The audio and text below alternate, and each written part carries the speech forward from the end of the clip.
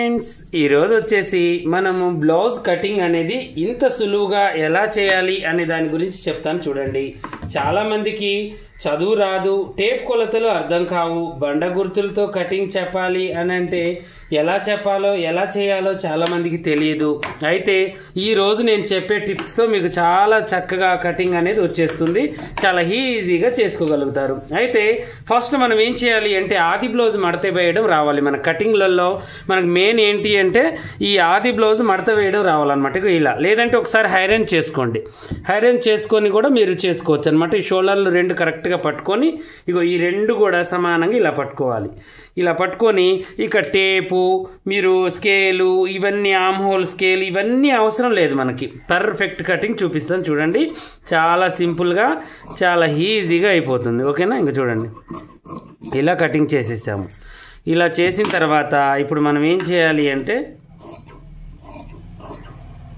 ఈ హెచ్చు తగ్గింపులు తీసేసుకున్న తర్వాత ఇలా ఇప్పుడు నేను చెప్పే కటింగ్ ఏంటి అంటే అసలు టేపు తెలియదు, చదువు అంటే ఏందో రాని వాళ్ళకి అందాజా లెక్కల ప్రకారం కటింగ్ ఉంటుందన్నమాట. ఓకేనా? ఇలా ఇగో ఈ నడుములు రెండు ఇలా కరెక్ట్గా పెట్టి చంక భాగం వైపుకి ఇలా పెట్టేసి ఒకసారి ఐరన్ బాక్స్ రుద్దండి. దీని మీద రుద్దితే మీకు ఇలా షేప్ అనేది వస్తుంది. ఓకేనా? కింది వైపు ఖర్చు ఇలా వదిలేసుకున్నాము. తర్వాతకి ఇది వచ్చేసి డాట్ కోసం, ఇది వచ్చేసి ఖర్చు కోసం, లోన ఖర్చు. తర్వాతకి ఇది వచ్చేసి బారు, తర్వాతకి ఇది వచ్చేసి లూజు, ఇక్కడ కూడా మనకి సేమ్ ఖర్చు. ఓకేనా? తర్వాతకు వచ్చేసి ఇది వచ్చేసి మనకి కింద ఖర్చు, ఇది వచ్చేసి నెక్ దగ్గర ఖర్చు. ఈ నెక్కుని మనం ఇలా గుంజి పట్టి గుర్తు వచ్చేసి ఇక్కడికి పెట్టుకోవాలి, ఆ బార్ వచ్చేసి ఇక్కడ పెట్టాలి. పెట్టేసిన తర్వాత ఇవి రెండు కూడా ఖర్చులతో కలిపేసుకొని మళ్ళీ కరెక్ట్గా గుర్తుకి ఇక్కడికి ఒకటి పెట్టాలి. పెట్టేస్తే ఇప్పుడు మనకి చూడండి కొన్ని గుర్తులు అనేవి వచ్చాయి. ఇలా మనం ఏంటి అంటే పర్ఫెక్ట్ కటింగ్ చేసుకోవాలన్నమాట. ఎందుకంటే చాలామందికి ఏంటి అంటే పాపం కొలతలు కొంతమందికి రావు. ఇప్పుడు నాతో మాట్లాడుతుంటే అర్థమవుతూ ఉంటుందండి.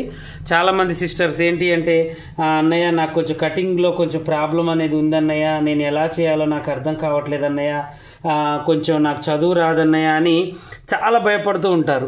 నాకు తెలిసైతే ఈ యొక్క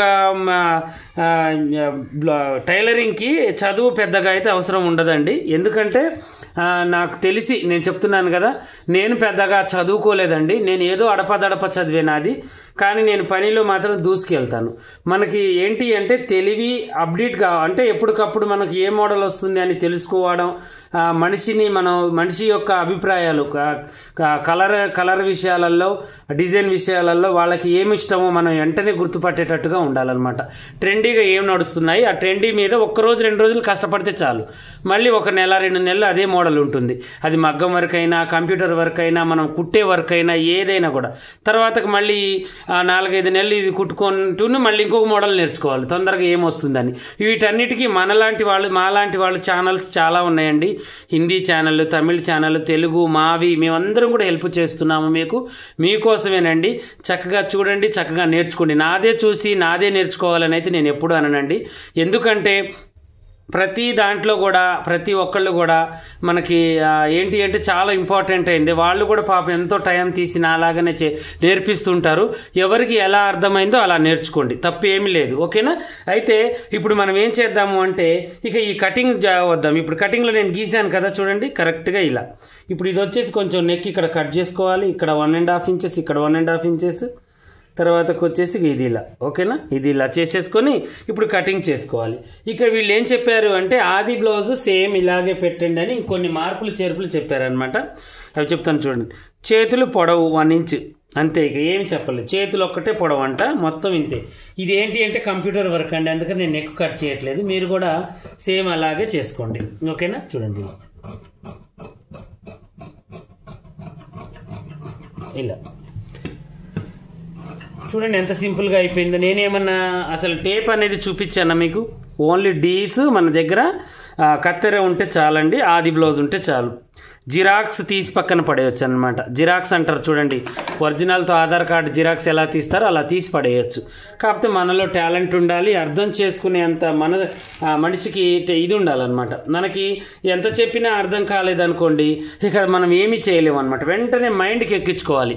పాపం వాళ్ళకు కూడా ఏంటి అంటే ఇంట్లో చికాకులు, ఇంట్లో బాధలు, ఇంట్లో టెన్షన్స్ వల్ల ఏంటి అంటే పని అనేది తొందరగా మైండ్కి ఎక్కదండి.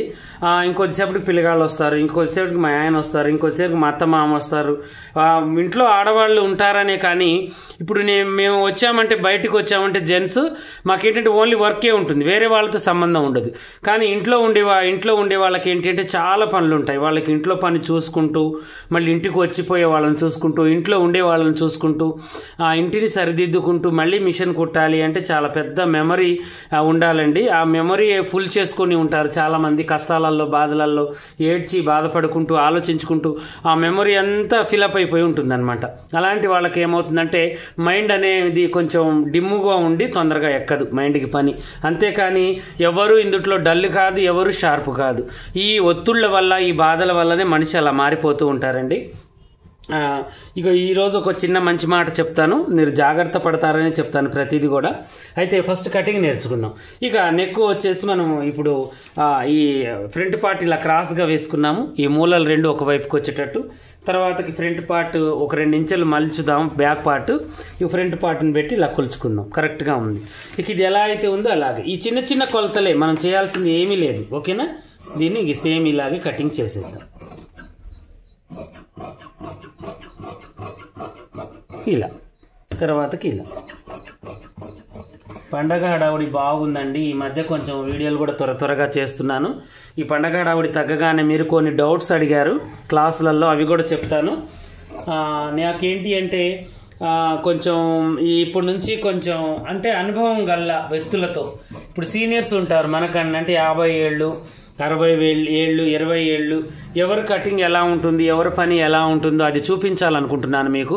ఎందుకంటే ఇప్పుడు నా పని ఒకలాగా ఉంటుంది, వేరే వాళ్ళ పని ఒకలాగా ఉంటుంది. వాళ్ళల్లో ఏ పనితనం దాగుందో వాళ్ళతో కటింగ్ అండ్ స్టిచ్చింగ్ చేయించాలి అనేది ఒక కోరిక ఉంది. ఆడవాళ్ళు మగవాళ్ళు ఏజీతో సంబంధం లేకుండా ఎవరు టైలర్ వస్తే వాళ్ళతో నేను కటింగ్ అండ్ స్టిచ్చింగ్ వీడియో పెట్టాలనుకుంటున్నాను. ఎందుకంటే ఒకటే పని మనం నేర్చుకొని కూర్చోవద్దు, అన్ని రకాలుగా మనం అటాక్ చేసేటట్టు ఉండాలి పని విషయంలో. మీకు ఎవరు చెప్తే ఎలా మీకు మైండ్ సెట్ అవుతుందో మనం అయితే చెప్పలేము కదా. ఎందుకంటే ఒక్కొక్కరిది ఒక్కొక్కటి ఈజీ మెథడ్ ఉంటుంది. ఇప్పుడు నేనైతే చాలా వరకు ఈజీ మెథడ్లోనే కటింగ్ చేస్తాను. ఇంకా నాలాగా కూడా చాలామంది ఉంటారు, వాళ్ళ టాలెంట్ ఏంటి అంటే వాళ్ళతోనే ఆగిపోతూ ఉంటుంది. అలాంటి వాళ్ళని నేను రిక్వెస్ట్ చేసి ఒక వీడియో కటింగ్ అండ్ స్టిచ్చింగ్ పెట్టాలనుకుంటున్నాను. దానికి మీరు పూర్తి సపోర్ట్ ఉండాలి నాకు. పెద్దవాళ్ళు, చిన్నవాళ్ళు, ఆడవాళ్ళు, మగవాళ్ళు అందరూ కూడా నేను ఇన్వైట్ చేయాలనుకుంటున్నాను. పండగ తర్వాత ఆ వీడియోలు స్టార్ట్ చేద్దాం అనుకుంటున్నాను. ఎందుకంటే అందరు కూడా ఈ పండగ హడావుడిలో ఉండి ఇక ఆ విషయాన్ని మీరు పట్టించుకుంటారో పట్టించుకోరో మళ్ళీ పని అనేది. ఎందుకంటే పండగకి వచ్చేవాళ్ళు పోయేవాళ్ళు చాలామంది ఉంటారు. అందువల్ల ఇప్పుడు అంత మంచి వీడియోలు నేను పెట్టదలుచుకోవట్లేదు. ఇప్పుడు ఓన్లీ మీకున్న డౌట్స్కి క్లియర్ చేసుకుంటూ వీడియోలు అనేవి పెడుతూ ఉంటాను. అందువల్ల మీరు ఏం చేయండి అంటే ఆ పనికి సపోర్ట్ చేయాలి అనుకున్న వాళ్ళు ఈ వీడియో కింద కామెంట్ చేయండి, అలా ఓకేనా కాదా అనేది. నేను ఏదైనా మిమ్మల్ని అడిగి మీకు బోరు కొట్టకుండా నేను ఏ విషయంలో అయినా కూడా నేను సెట్ అవుతాను. కానీ మీరు ఎలా సెట్ అవుతారు అనేది నాకు టెన్షన్ ఉంటుంది. అందువల్ల మీరు చెప్పండి, నేను చేస్తాను. ఓకేనా? అలాగే ఇప్పుడు ఏంటి అంటే ఈ ఫ్రంట్ పార్ట్ మనం 1.5-2 ఇంచెస్ కిందికి పెట్టి కట్ చేసాము. తర్వాత దీనికి ఒక చిన్న పని ఉంటుంది. ఇగో ఇలా నెక్ అనేది తీసుకొని మనం ఉక్సులు పట్టి వైపుకి ఇలా కొలుచుకోవాలి, అంతే, ఏమి లేదు. ఇంకో ఇలా కొలుచుకొని ఇగో ఈ ఉక్సులు పట్టి కాజాల పట్టి కరెక్ట్గా ఉందా లేదా చూసుకొని ఇక్కడ గుర్తు పెట్టుకొని వెంటనే ఇది కటింగ్ చేసేసుకోవాలి. ఇలా రౌండ్ కావాలంటే కొంచెం లోనకి చేయండి, రౌండ్ అవసరం లేదు అనుకుంటే కొంచెం మామూలుగా చేసేయండి. ఓకేనా? ఇలా కటింగ్ చేసేసి ఇప్పుడు మనం ఏం చేయాలి అంటే బ్యాక్ ఫ్రంట్ తీసేసుకుందాం. ఇలా తీసేసి ఇది 3 భాగాలు చేసి గుర్తులు, ఇవి 3 భాగాలు చేసి గుర్తు చేసేసి ఇక కటక్కున మనం ఇచ్చేసుకోవచ్చు అనమాట. ఇక హ్యాండ్స్ అంటారా, ఈ హ్యాండ్స్ నేను ఏం చేస్తానంటే షార్ట్ వీడియోలో పెడతానండి. ఎందుకంటే చాలామంది అడుగుతున్నారు కరెక్ట్గా పెట్టండి అన్నయ్య అని. ఇక దీంట్లో ఏంటంటే 10 నిమిషాలు దాటిందండి, అందుకని నేను తీయదలుచుకోలేదు. ఇప్పుడు ఇదైతే మీకు అర్థమైంది కదా, నేను బ్యాక్ పార్ట్తోనే మన కటింగ్ అనేది ఉంటుంది. ఈరోజు ఒక మంచి మాట చెప్పి నేను మీకు ఈ వీడియో అనేది క్లోజ్ చేస్తాను. మనకేంటి అంటే మన నిజ జీవితంలో కొన్ని భయాలు ఉంటాయన్నమాట మనిషికి. ఆ భయం ఎలా ఉంటుందంటే మనం ప్రతి పని చేసేటప్పుడు కూడా మనకేంటి అంటే భయం, ఏది చేయాలన్నా కూడా. దాంట్లో లేడీస్కి ఇంకెక్కువగా చాలామందిని నేను చూశానండి. ప్రతి విషయాన్ని కూడా అది వాళ్ళు ఏంటంటే పాపం ఏదైనా ఒక రూపాయి ఖర్చు అవుతుందన్నా, ఏదైనా ఒక రూపాయి వేస్ట్ అవుతుందన్నా ఆలోచనతోనే సగం జీవితం వేస్ట్ చేసుకుంటారండి. అలా కాకుండా డేర్గా ముందడుగు వేయలేరు. అందువల్ల వాళ్ళకి కొంచెం స్కిల్స్ అంటే కొన్ని చిన్న చిన్న కథలతో మీ మైండ్ సెట్ని మార్చాలనేది నా ఉద్దేశం. వేరే ఉద్దేశం అయితే ఏంది కాదు, ఎవరిని కించపరచాలి, ఎవరిని నేను ఉద్దేశించి అయితే నేను చెప్పనండి. అయితే ఈరోజు నేను ఒక మంచి కథ విన్నానండి మీడియాలోనే, అది చాలా బాగా నచ్చింది. మీలో కూడా కొంతమంది చూసే ఉంటారు, కానీ ఆ విషయం నాకు చాలా బాగా నచ్చింది. అదేంటి అంటే ఒక ఎలక అనమాట. ఒక ఎలక ఆలోచన ఎలా ఉందంటే, నేను అన్నిటికంటే చిన్న జీవిని, నేను పరిగెత్తేటప్పుడు ఏ పిల్లి చూసి నన్ను భయపెడుతుందో, ఏ పిల్లి నన్ను పట్టుకొని తింటుందో అని చెప్పేసి ఒక మంచి మహానుభావుడి దగ్గరికి వెళ్ళి, నాయన నేను ఒక ఋషి, మా దాంట్లో గురువు గారు అన్నట్టుగా ఒక ఋషి దగ్గరికి వెళ్ళి, నాయన నన్ను ఒక ఎలక నుంచి పిల్లిగా మార్చండి, పిల్లి అంటే నాకు భయంగా ఉంది, నేను ఈ యొక్క ఎలక నుంచి నేను పిల్లిగా మారాలనుకుంటున్నానని చెప్పేశాను అనమాట. ఓకే అని చెప్పేసి నీకు తదాస్తు అని చెప్పేసి పిల్లిగా మార్చారు. అలా మళ్ళీ కొన్ని రోజులు తిరిగిన తర్వాత మళ్ళీ తనకి ఏంటి అంటే కుక్కల్ని చూసి భయం అవుతుంది. కుక్కల్ని చూసి భయపడగానే మళ్ళీ ఏంటి బాధ ఏంటిరా నాయన అని చెప్పేసి మళ్ళీ ఏం చేసిందంటే, మళ్ళీ అదే సాధువు దగ్గరికి వెళ్ళి, గురువుగారు నాకు ఈ పిల్లి బ్రతుకోవద్దు గురువుగారు, నాకు కుక్క బతుకునివ్వండి అని చెప్పేసింది. ఎందుకంటే దీని ఆలోచన మారుతుంది. ఇప్పుడు ఈ యొక్క నేను చెప్తున్నాను మీకు ఉదాహరణ ముందు తెలుస్తుంది. సరే పో తదాస్తు అని చెప్పేసి కుక్కగా మార్చారు. మళ్ళీ అది కొన్ని రోజుల తర్వాత ఆ కుక్క ఏంటి అంటే ఇంకొన్ని వాటికంటే అదాటి మీద ఉన్న జీవాలు అంటే నక్కలు, తోడేళ్ళు, సింహాలు ఇలాంటివి దాన్ని బతకనివ్వట్లేదు అనమాట. ఇంకా బతకనివ్వపోసరికి మళ్ళీ వెళ్ళి ఏం చేసిందంటే, నాకు ఈ బ్రతుకు వద్దండి, నేను ఒక సింహంలాగా బతకాలనుకుంటున్నాను, సింహం బ్రతుకు అనేది నాకు చాలా గొప్పగా ఉంటుంది, అన్నిటి మీద దాని అథారిటీ ఉంటుంది, నాకు దానిలాగా మార్చండి అని చెప్పేసి తదాస్తు అని చెప్పేశారు. ఇది మనకు ఒక మంచి ఉదాహరణ అండి. ఓకే అని చెప్పేసి ఆ యొక్క సింహంగా మార్చిన తర్వాత దానికి ఏం చేశారు అంటే, దాని ధైర్యం అయితే దానికి లేదు, కానీ దాని రూపం అనేది మారుతూ ఉంటుంది కాబట్టి అది ఊళ్ళోకి వచ్చింది. ఒకసారి ఊళ్ళోకి రాగానే జనాలంతా కలిసి దాన్ని చావబాదారనమాట. చావబాదగానే నేను అక్కు మిక్కు అనుకుంటూ కుంజుకుంటూ కాళ్ళు ఈడ్చుకుంటూ మళ్ళీ ఆ గురువు గారి కాడికి వెళ్ళి, నాయన నాకు ఈ జీవితాలు వద్దు, నాకు యథావిధి ఏ జీవితం అయితే ఉందో అదే జీవితానికి పోవాలి, నాకు ముఖ్యంగా ఈ భయం పోవాలంటే ఏం చేయాలి అని చెప్పేసి అడిగింది. ఈ మాట ఏదో ఫస్టే అడిగినట్టయితే ఇదంతా ఉండకపోవు కదా అని అడిగి తనని అడగానే ఈ ఎలక అన్నది కదా, అదేదో మీరు ముందే చెప్తే నాకు ఈ జీవితం ఇంత దూరం ఇంత ఉదాహరణలు తీసుకోవాల్సిన అవసరం ఉండదు. అంటే గురువుగారు ఏమని చెప్తారంటే, మీరు అడిగినా నేను చెప్పినా మీకు అది అప్పుడు అర్థం కాకపోయేది, నేను ఏదో మామూలుగా మాటలు చెప్పి పంపిస్తున్నాను అనుకుంటున్నారు. ఇప్పుడు మీకు అనుభవం తోడు ఉంది చూసారా, ఆ అనుభవం వల్ల మీకంటూ మార్పు అనేది వచ్చింది. ఆ మార్పు వల్ల మళ్ళీ మీకు ఎలాగైతే జీవితం గడపాలనుకుంటున్నారో ఆ జీవితం మీకు మంచిగా అనిపించింది. ఏ బొక్కలోకి దూరి ఆకలి అయినప్పుడే బయటికి వెళ్ళి తిని హాయిగా బతకొచ్చు అనేది. చూడండి, దేని సేఫ్టీ దానికి దేవుడు అనేది ఉంచుతారు. కానీ దీని తోడుగా ధైర్యం అనేది మనమే దాన్ని తెచ్చుకోవాలన్నమాట. ధైర్యం లేనిది మీరు సింహంగా బతికినా, ఎలకగా బతికినా, పిల్లిగా బతికినా, మంచి మనిషిలా బతికినా కూడా వేస్ట్ అండి. ఎందుకంటే మనం ఏది చేయలేము అనమాట. ధైర్యం లేనిది ఏది చేయలేం.